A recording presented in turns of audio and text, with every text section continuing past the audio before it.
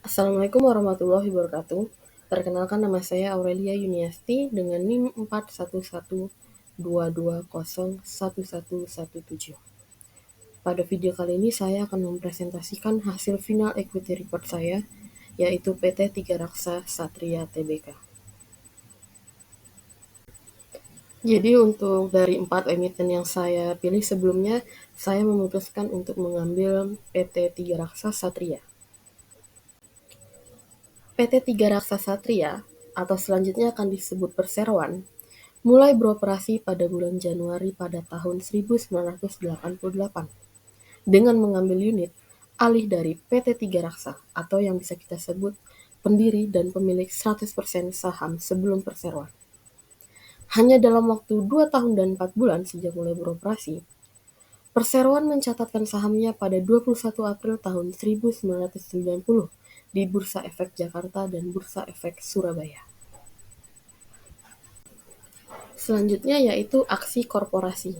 Terlepas dari pembagian dividen dan rapat pemegang saham, pada September 2019, Tiga Raksa Satria meningkatkan pemilikan sahamnya di PT Blue Gas Indonesia dengan mengakuisisi tambahan sebesar 24,9% senilai 62 miliar. Langkah ini meningkatkan kepemilikan Tiga Raksa di Blue Gas menjadi 99,99 dari sebelumnya yang hanya 75%. Hal ini menunjukkan strategi ekspansi melalui penguatan kontrol atas anak perusahaan. Untuk aksi korporasi selanjutnya yaitu pada September tahun 2021, di mana PT Martina Berto menjalin kerjasama strategis dengan Tiga Raksa untuk distribusi produk melalui kanal Local Modern Trade. Kerjasama ini ditargetkan berlangsung selama 2 tahun dengan potensi bisnis senilai 121 miliar per tahun. Diharapkan dapat mendorong pertumbuhan bisnis PT Martina Berto sebesar 6,5%, khusus untuk kanal Local Modern Trade dibanding tahun sebelumnya. Nah, selanjutnya itu ada Altman Z-Score. Dari presentasi sendiri kita bisa melihat bahwa dari tahun 2019, 2020, 2021, 2022, dan 2023 itu semakin menurun walaupun nilainya masih dalam kadar lampu hijau atau bisa dikatakan baik.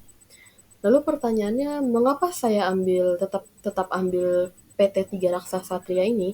Nah, itu dikarenakan bahkan untuk nilai Z-score yang paling rendah jika dibandingkan dengan 4 emiten lainnya, nilai dari PT Tiga Raksa ini masih termasuk tinggi. Belum lagi mengenai produk-produk yang dimiliki oleh PT Tiga Raksa, yang mana ternyata produknya ini menyentuh semua level masyarakat, sehingga dapat dipastikan keberlanjutannya bisa dipikirkan kembali oleh pemegang saham. Saran dari diri saya sendiri mungkin untuk meningkatkan Z-score dari PT Tiga Raksa ini bisa dengan cara efisiensi operasional, atau mungkin fokus likuiditas, manajemen utang, atau mungkin juga bisa dari diversifikasi produk. Nah, lalu yang ketiga ada Economic Added Value atau EVA.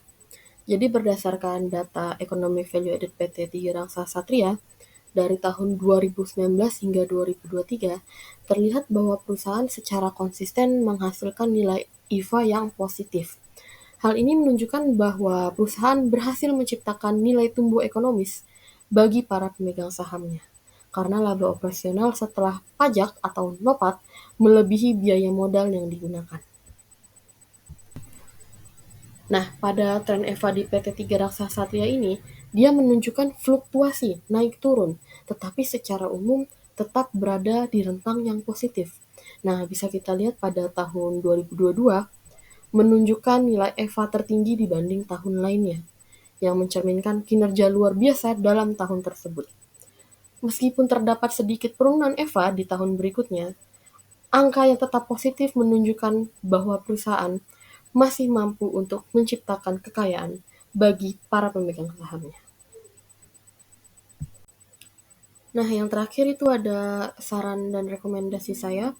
Kenapa saya pilih PT Tiga Raksa Satria ini? Yang pertama, seperti yang di presentasi bagian Z-score tadi, bahwa walaupun nilai Z-score-nya makin lama makin turun, tapi jika dibandingkan emiten lain, Z-score Tiga Raksa ini termasuk tinggi. Dan kita juga tidak bisa menilai satu perusahaan hanya dari satu penilaian, yaitu dari Z-score. Kita masih bisa lihat faktor-faktor lain, misalnya dari ekonomi added value-nya. Lalu yang terakhir, mengapa saya rekomendasikan PT Tiga Raksa Satria ini, yaitu mengenai produk-produk yang mereka miliki, yang mana produk-produknya ini ternyata menyentuh semua kalangan masyarakat, semua level masyarakat. Jadi mungkin teman-teman jika ingin berinvestasi di perusahaan ini, boleh dipikirkan lagi untuk kedepannya. Jadi itu adalah presentasi dari final equity report saya mengenai PT Tiga Raksa Satria Tbk. Terima kasih kepada dosen pembimbing saya, Ibu Vina Kholisa Dinuka dan Ibu Izzatul Jannah. Sekian dan terima kasih saya ucapkan.